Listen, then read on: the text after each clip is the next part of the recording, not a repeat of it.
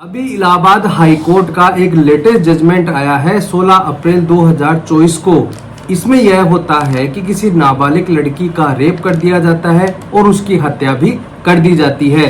साथ ही साथ high court के द्वारा सेशन कोर्ट पर एक बहुत बड़ी टिप्पणी भी की जाती है। तो जानने के लिए बने रहिए वीडियो के अंत तक। मैं मनसेनी एडवोकेट और आप देख रहे हैं हेमंत LLB। वीडियो अच्छा लगा हो तो प्लीज इसे लाइक करें और अगर आप मुझसे जुड़कर रहना चाहते हैं तो प्लीज चैनल को सब्सक्राइब जरूर करें। दोस्तों, हमारी 12,000 सब्सक्राइब फैमिली होने पर आपको बहुत बहुत ही धन्यवाद। सबसे पहले तो मैं आपको ये बता देता हूँ कि यह मामला क्या था। जब नाबालिग लड़की का रेप हुआ और उसकी हत्या कर दी जाती है तो उसकी मां के द्वारा एक FIR दर्ज करवाई जाती है और उसमें यह आरोप लगाया जाता है कि जो मेरी बेटी थी जिसकी उम्र 11 वर्ष थी, वह खेत में चारा लेने के लिए गई हुई थी और जब वह शाम तक नहीं लौटी तो उसकी तलाश शुरू की गई और जब पता चला दूसरे दिन कि अगले खेत में, गेहूं के खेत में उसकी लाश पड़ी हुई थी और जब तलाशी ली गई तो उसके गर्दन पर निशान थे और आसपास में सामान भी पड़े हुए थे। इस प्रकार से आरोप लगाते हुए IPC के सेक्शन 302 के तहत FIR दर्ज करवाई जाती है। साथ ही साथ उन व्यक्तियों को आरोपी बनाया जाता है जिनका इनका जमीन को लेकर झगड़ा चल रहा था। साथ ही साथ FIR दर्ज होने के बाद उसमें इन्वेस्टिगेशन शुरू होता है और इन्वेस्टिगेशन शुरू होने के बाद जो जांच अधिकारी है उनको रेप से संबंधित सबूत मिलते हैं और IPC के सेक्शन 376 भी जोड़ दी जाती है और न्यायालय में चार्जशीट भी पेश कर दी जाती है IPC के सेक्शन 302, 376 SC/ST एक्ट के तहत।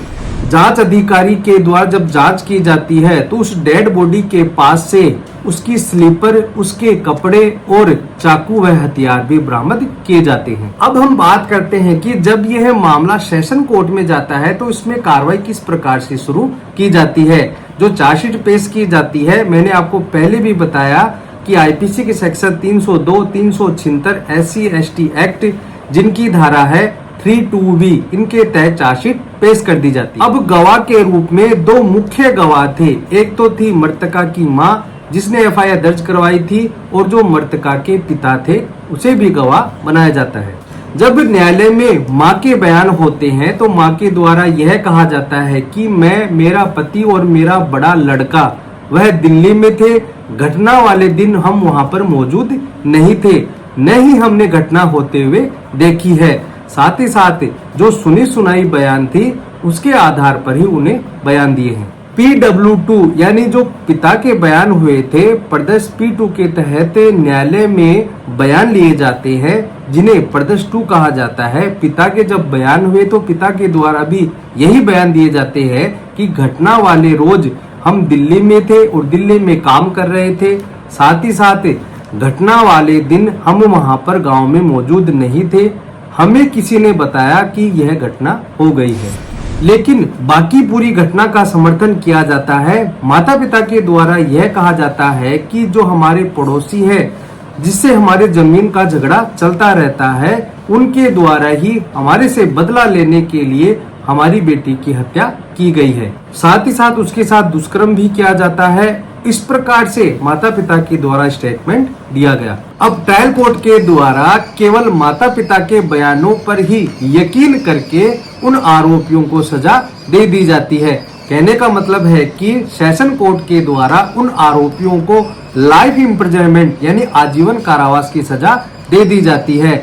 इस आदेश से एग्रीव्ड होकर वह जाते हैं हाई कोर्ट के पास। अब हाई कोर्ट के द्वारा क्या टिप्पणी की जाती है और अंत में क्या आदेश किया जाता है, आप ध्यान से सुनना।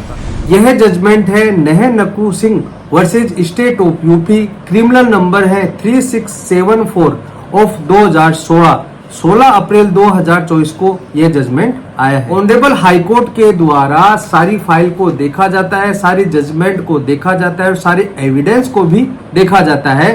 देखने के बाद हाई कोर्ट के द्वारा एक महत्वपूर्ण बात कही गई कि यह ना तो डायरेक्ट एविडेंस का कोई केस है, there is no any eye witness, और ना ही कोई परिस्थितिजन्य साक्ष्य है। आपको भी पता है कि किसी केस का डायरेक्ट गवाह होता है जिसे हम चश्मदीद गवाह कहते हैं। यह परिस्थितियां खुद ही बोलती हैं, एक कनेक्शन बन जाता है, एक चेन बन जाती है। घटना और घटना कारित करने वाले के बीच में किस प्रकार से घटना कारित की गई है उसकी एक कनेक्शन, उसकी एक चेन बन जाती है। इसलिए प्रोसिक्यूशन ना तो ऐसी कोई परिस्थिति डेवलप कर सका और ना ही प्रूफ किया जा सका कि इन आरोपियों के द्वारा ही घटना कारित की गई है और ना ही कोई ऐसा एविडेंस था।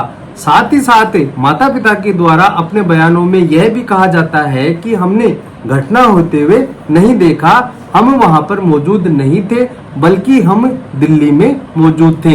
इस प्रकार के बयान होते हुए भी हाईकोर्ट के द्वारा ट्रायल कोर्ट पर एक महत्वपूर्ण टिप्पणी की जाती है। हाईकोर्ट के द्वारा सेशन कोर्ट से यह कहा जाता है कि विचारण न्यायालय ने ठीक तरह से सबूतों का मूल्यांकन नहीं किया और हाईकोर्ट की बेंच ने इस सजा के आदेश को दुर्भाग्यपूर्ण कहा। हाईकोर्ट ने कहा कि जो यह कन्विक्शन, जो सजा का आदेश हुआ, ऐसे मामले में हुआ जहां कोई एविडेंस है ही नहीं और इस सजा के आदेश को दुर्भाग्यपूर्ण कहा। साथ ही साथ यह कहा जाता है कि आरोपियों के खिलाफ कोई सबूत नहीं होने के बावजूद भी उन्हें 12 वर्षों तक जेल में रहना पड़ा।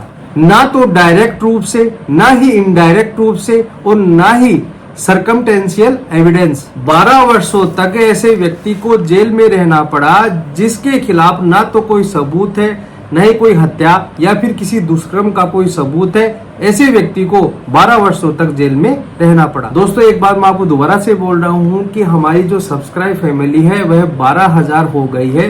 इसके लिए आपको बहुत बहुत धन्यवाद। आप आगे ही चैनल को ऐसे ही बढ़ाते रहें ताकि मेरे को मोटिवेशन मिलता रहे। तो दोस्तों, आज के लिए इतना ही। वीडियो अच्छा लगा तो प्लीज इसे लाइक करें। अगर आप चाहते हैं कि मैं आपके लिए ऐसे ही वीडियो बनाता रहूं तो प्लीज चैनल को सब्सक्राइब जरूर करें ताकि मेरे को मोटिवेशन मिलता रहे। धन्यवाद।